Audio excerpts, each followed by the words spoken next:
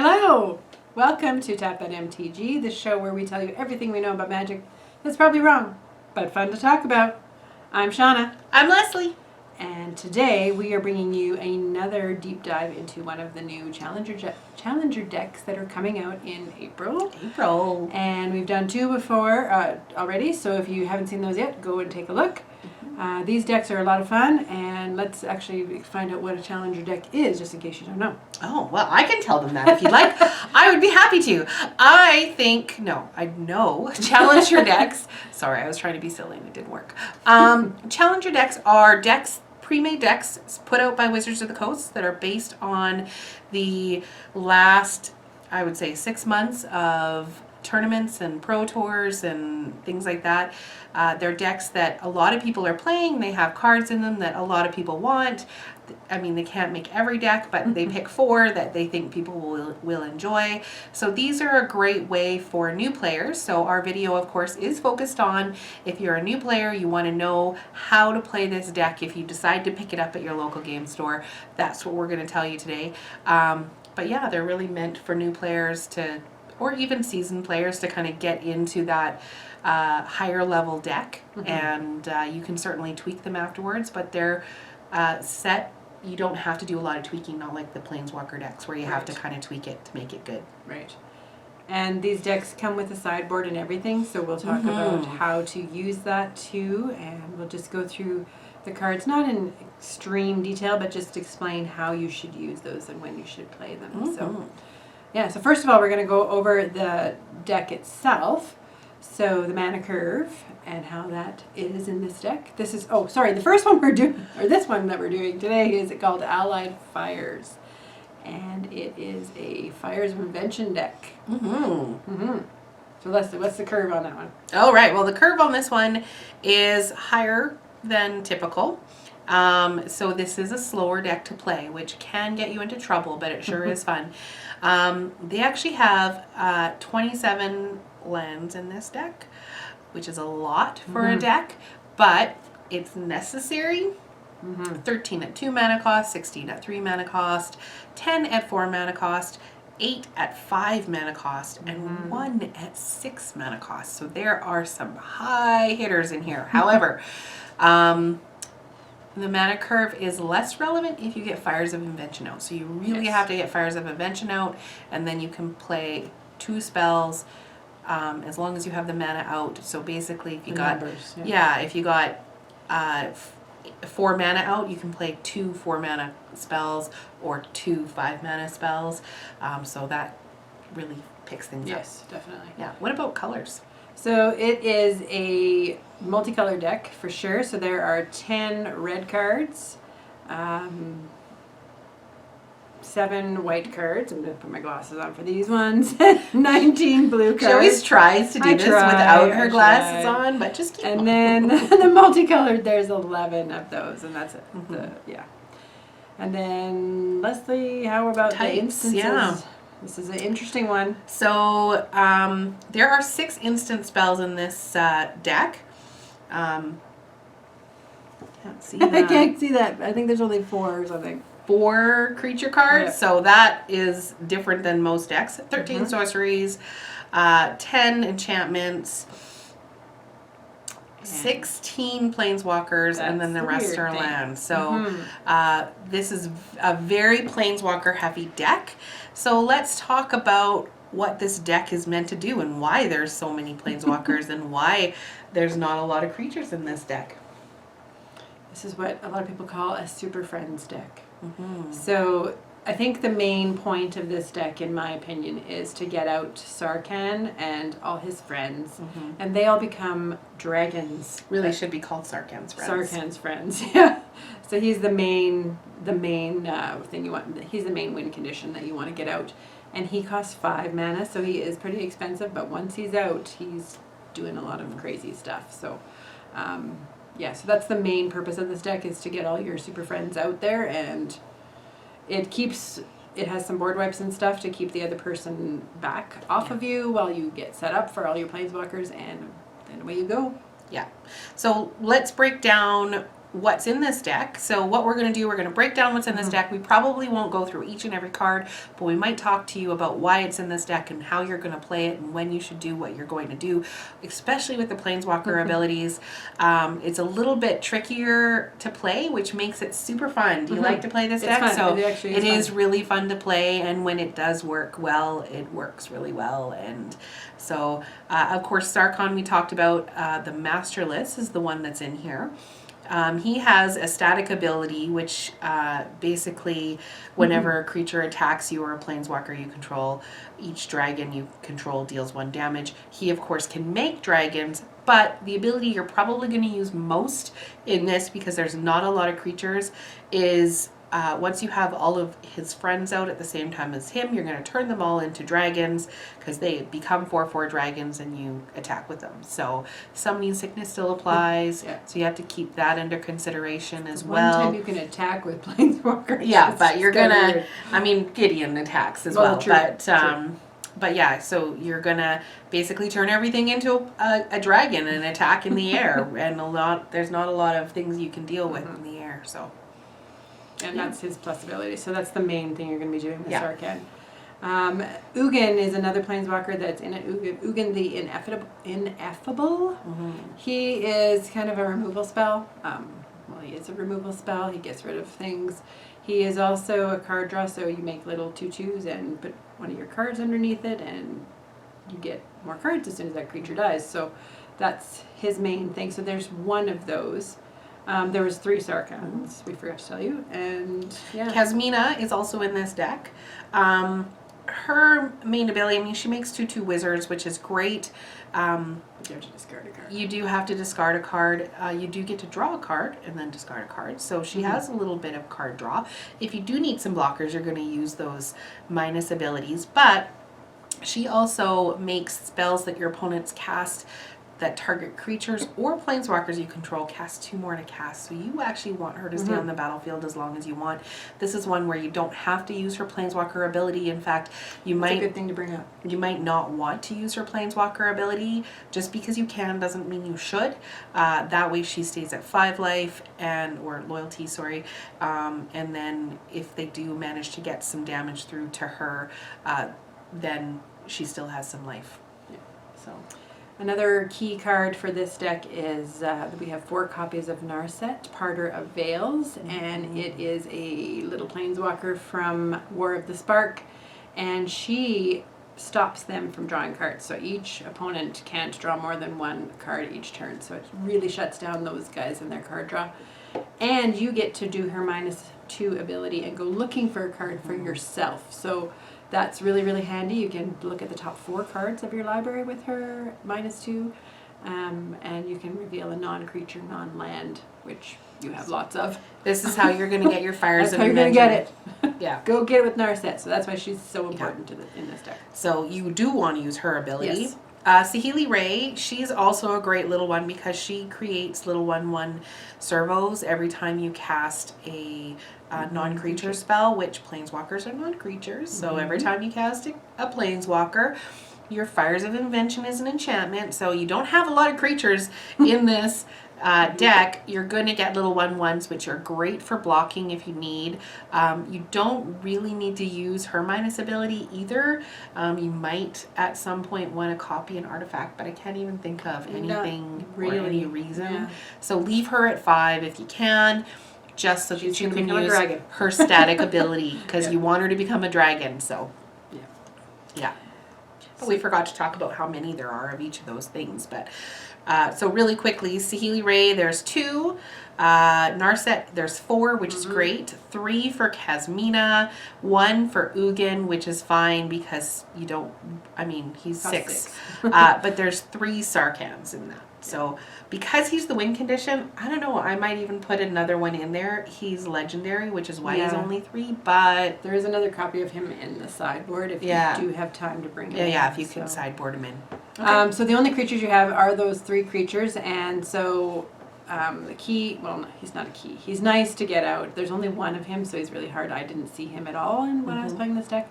Kenrith, the Returned King. So with that Fires of Invention deck, the Fires of Invention, you get to play your your stuff for free, and then you can use that mana on the Kenrith. He has tons of abilities based on different colors of mana that you can do. So drawing cards, gaining life, whatever you need to do, giving things haste, which is really good. Yeah, so that's its main purpose. Fae of Wishes is actually in there as a creature as far as what we were talking about before, but it's not actually the creature that is the good part of this card.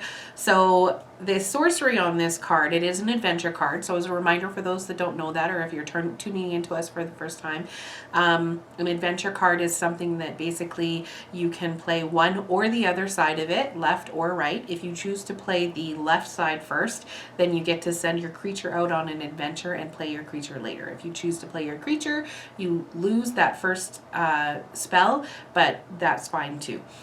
So in this case, you're going to be getting something from outside of the game, which will be your sideboard. Yep.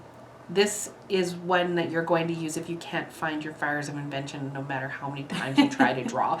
You just can't get it out on the battlefield, or you need that one spell that just wipes the board, Deafening Clarion or something like that, because they've just gone crazy bananas with their creatures. The nice thing about this one too is you can discard 2 cards and return it to your hand, which allows you to cast the sorcery again. Yeah. So nice little cycle of searching stuff.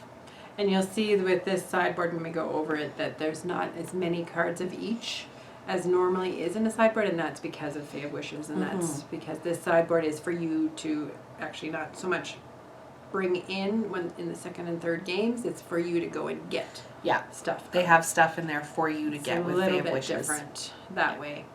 Good point. So sorceries, definitely Clarion is the next one. What's that? Yes, so that is big removal spell that is in so many of these decks. There's 3 of them in this one. It basically, you can choose one or both, and it's probably only going to be the one where you're doing 3 damage to each other creature. So it just gets rid of all those little 1/1s and those little creatures that are coming at you so much. That's a good way to get rid of them. You can also use it when you have all those dragons and get a whole bunch of life if you want. It's a little trickier to do because you don't have a lot of creatures. So I usually just wipe the board with it. It's usually all I've used it for. So yeah. Drawn from Dreams is the other sorcery, and this is another one. Again, you're gonna if you're having trouble getting that Fires of Invention or Sarkhan, because those are kind of your 2 cards that you need for your win condition. Once you have those out on the battlefield, you just need to dig through your deck, right? So Drawn from Dreams is in there so that you can do that. You get to look at 7 cards and you don't lose them. They go to the bottom. You get to pick 2 from that. Non-creature, non-land cards, which pretty much everything. Except for you might get skunked with land or something like that, which would be my luck. But they do go back on the bottom of your library in random order. So you don't lose those, and you can possibly get them again. And then, of course, you need this one for sure. Our friend that we don't like when we're on the other receiving end of this thing, it's Time Wipe. And that is a complete board wipe. Basically, you don't have any creatures out generally, but you can rescue one of your creatures if you do have one, and that's another great opportunity to bring that fairy back into your hand, and then you just kill everything else that's on the board. So better than Deafening Clarion, I would say, because they might have some bigger stuff. Yes. So this is for those bigger things. And I think that there is some copies of this in your sideboard as well, because you only have 2 of them in your deck. So sometimes you've used them all and they still keep bringing out green stompy crap, and you have to keep killing them. Which is fine when we're playing the green stompy crap. But it's my jam, green stompy, I can say that. So, enchantments. Yes. Fires of Invention. We've been talking about Fires of Invention. We did mention a little bit earlier. There's 4 in this deck. They're all in the main board, and basically what it allows you to do is cast spells as if, or for free, as long as you have the mana, the number of mana to play, but you can only do that twice per turn. So, as I mentioned before, if you have 5 mana, that allows you to play any spell in your hand that's worth 5 or lower for free. And you can do that with 2 spells of your choosing. It also means you can't play anything on the other person's turn. Oh yes, thank you for mentioning. But there really isn't much of anything instant. Not like the Flash of Ferocity where you're going to want to yeah. play on their turn. Yeah. This is you're So playing on your own turn. You're limited to your own turn. Which is actually, I think, one of the reasons I like this deck, because it's like, I just play on my own turn. And we're only doing 2 things at once, so it's okay. Yeah. Banishing Light, you need this. You need this. Mm-hmm. You might want a few more copies of it. When it enters the battlefield, you exile target. So it's exile target non-land permanent and opponent controls until it leaves the battlefield. So that's the way to get rid of their gods or any of their big threats. I won't even mention his name because I'm just going to ignore that. And, yeah, I can get rid of him. She's talking about Teferi. Yeah. Omen of the Seas is another great card too for Scry. Anytime you get knowledge that you know what's coming, again, you're digging through your deck. You want to get to those cards that you want. So don't underestimate your card draw. Don't underestimate your Omen of the Seas, your Narset. Those are what are going to get you the cards that you need to win this game, which you need to get fast. So that's why those are in there. There's 4 of them. Yeah. So that brings us to the land. And we were talking before filming here that that's probably the biggest place where if you can upgrade the land, you'll want to do that. There's 27, is it 27 of them? You probably could have fewer if you had better land in there. So, yeah, the decks as is are pretty good. It's the lands that need upgrading. Yeah, for but sure. that's only because they can't give you everything. Yeah, those are expensive, a lot of those. So what's the first one? The first one is Steam Vents, and that is one of the good ones. So it is a island mountain, and it's the one that it's a shock land. You Nice can little pay shock. to keep that untapped. And there's which is only really one. nice. It's the only one that's there. So if you get the other ones, do it. Yeah, in Temple of Enlightenment, they have one of those, which is the Scry land, which is great. I would up those. Yeah, Temple of Epiphany. And Temple of Triumph. Yep, there's only one of each of those, Yeah. and those are the scrying lands, which are really nice. So. Interplanar Beacon, Yeah. now there's 4 of those, and this is a great card because whenever you cast a Planeswalker, you gain a life. Not that you really need a lot of life, but you can add 2 mana of different colors to spend to cast Planeswalker spells. So you get those out, and all of a sudden you have enough mana to play your Planeswalkers if you don't have your Fires of Invention. Great card for this deck. And then it has a bunch of lands that are the life gain lands. Yeah. So Swiftwater Cliffs, there's 3 of those. That's blue and the red. The Tranquil Cove is the white and the blue, and the Wind Scarred Crag there's actually 4 of those. Yeah. That's a red and a white. And those are the ones that we're recommending. Take those ones out. Yeah. You don't need the 1 life. They come in tapped. You don't want that. You want You want the dual land. You want the dual land. Yeah. So, but if you can upgrade them, they're fine. They're fine. Mm-hmm. But if you can upgrade them to Scry lands or Shock lands, then you're going to have more options. You're going to get that knowledge with the Scry lands, even though they come in tapped. But you can also get some knowledge, and the Shock lands you can choose whether you need them right then and there. So. Yeah. They also have 5 islands, 2 mountains, and 2 plains. Nothing wrong with having some basic lands. Mm-hmm. The other thing that might be good in here is Fabled Passage, if you guys can get a hold of that one too. That's a good land to put in there, and then you can go looking for the land that you need as well. So let's talk sideboard. What is a sideboard? Why do we need it? Why do they come with this? When would you sideboard? And why is this deck different? Okay. Well, normally when you have a sideboard, it's very specific cases of you're against a mono red deck, and after game 1 they've just ran you over. So you go to your sideboard and you bring in something that's going to deal with a mono red deck. So it's specifically for certain matchups. What's different about this sideboard is it's less about bringing cards in for second and third game. It's more about having cards in the sideboard that you can use your little fairy to go and grab when you need it. So you almost don't bring anything in from the sideboard in this case, generally. So we have another copy of Sarkhan, so that is one that you'll probably bring in from, if you're in a slower matchup, you want to make sure you get a chance to get to Sarkhan. He's your main win condition, so you have a slower game that you're playing, then you have a time to play him.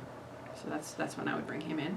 What about mass manipulation? So this one's an interesting one because it has like 4 blue and XX. It's great that you can kind of use Fires of Invention to kind of Offset do that. very well with this card. But when would you bring this one in? You would only, because you gain control of X target creatures, so you'd only need this one if you're playing against a creature deck. So if you're playing against somebody that has lots of big creatures, that might be something that you want to do. That's a great way to remove them. You just remove them to your side of the board because you get them permanently. So that's one that you would probably go and grab with your fairy. Yeah, you wouldn't need to bring that in your sideboard. You might. Devout Decree, that's another little exile target planeswalker that's black or red. That's more for a specific matchup. There are 2 of those, but it has a scry. So decent card to have in your sideboard to help you with specific situations. We just lost thing. Dovin's Veto was the next one. Yes. I guess we need to plug this in. Yeah. Pause.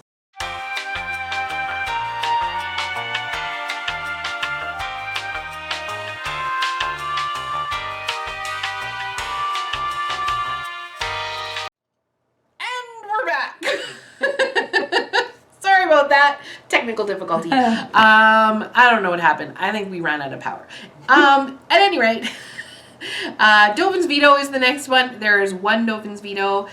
This spell can't be countered. A counter target non-creature spell.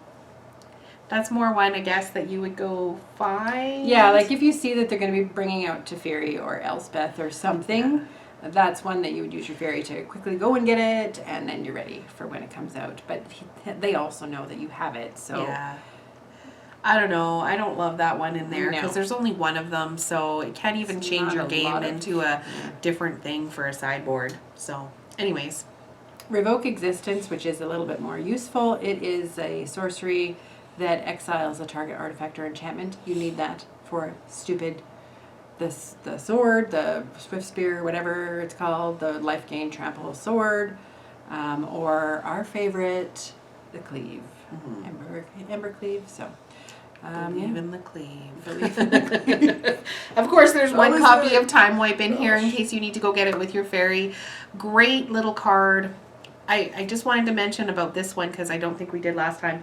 It destroys all creatures, and your planeswalkers will stay on the battlefield and then be made into dragons. So that's why that's a great spell for this deck.